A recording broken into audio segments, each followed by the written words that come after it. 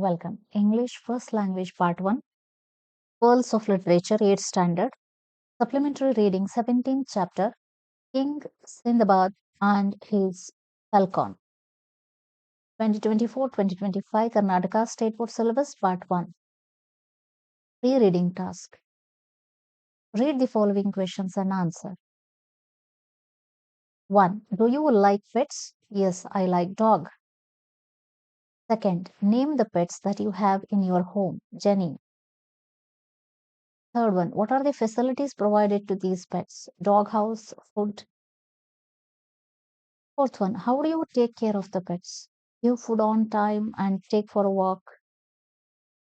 Fifth one, how do masters often punish pets that disobey them? By scolding it, it understands. Now, let's read an interesting story of King Sindbad and his pet falcon and how King punished his pet when she did not listen to him. 1. Once there was a king named Sindbad. The king was pleasure loving and, in particular, very fond of racing and hunting. The king had brought up a falcon as his pet. Wherever the king went, the bird went with him. Even at night, the falcon stayed with him on his fist. The king had a golden cup tied around her neck to provide her drink during the hunting. 2. One day, when the king was sitting in his palace in a leisurely mood, the falcon said to the king, "O great king, now the time is suitable for hunting." The king liked her suggestion. He ordered his subordinates to make the necessary arrangements for the hunt. The king set out hunting with the falcon on his fist. The king and his men continued to travel till they reached a valley. His men formed a circular shroud of net intended for the victim. Soon the gazelle was trapped within the net. The excited king cried, "Beware! Whoever allows the gazelle to escape from here will be punished to death." The net was lifted by the king's hunting troop from all sides. Gradually, they began narrowing the net circle to trap the gazelle. She soon moved towards the king and stood on her hind legs.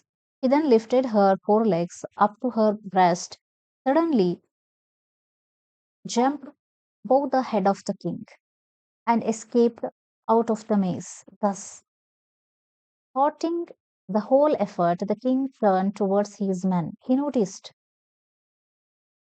them murmuring and pointing towards him. The king asked his wazir, "O wazir, do my men want to say something?"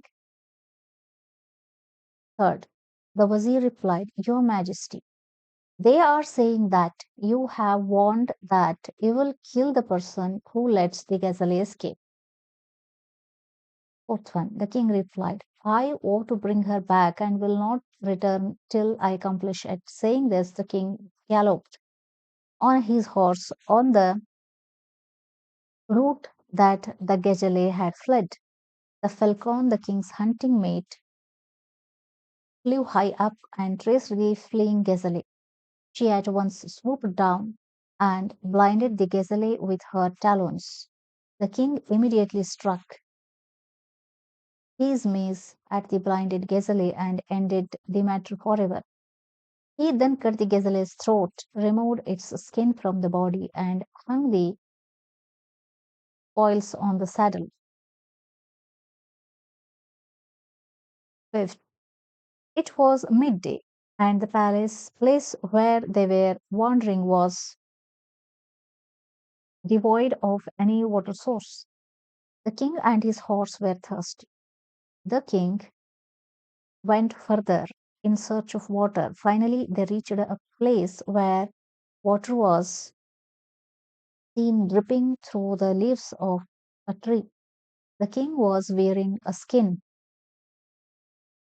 gauntlet to protect him from any poison.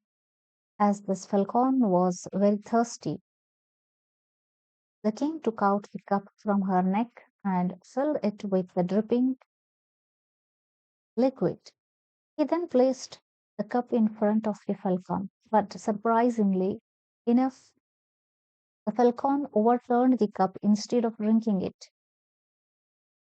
6. The king picked up the cup, filled it again, and placed in front of the falcon, but falcon upset it again with her talons.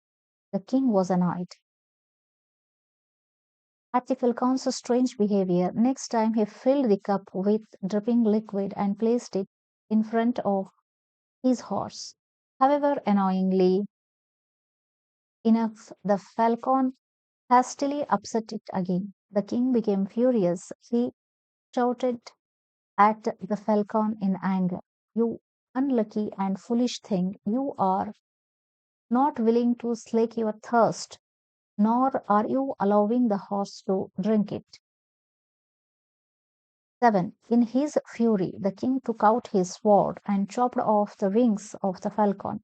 The falcon cried in pain. She then indicated king to look up by raising her head. The king's eyes followed the falcon.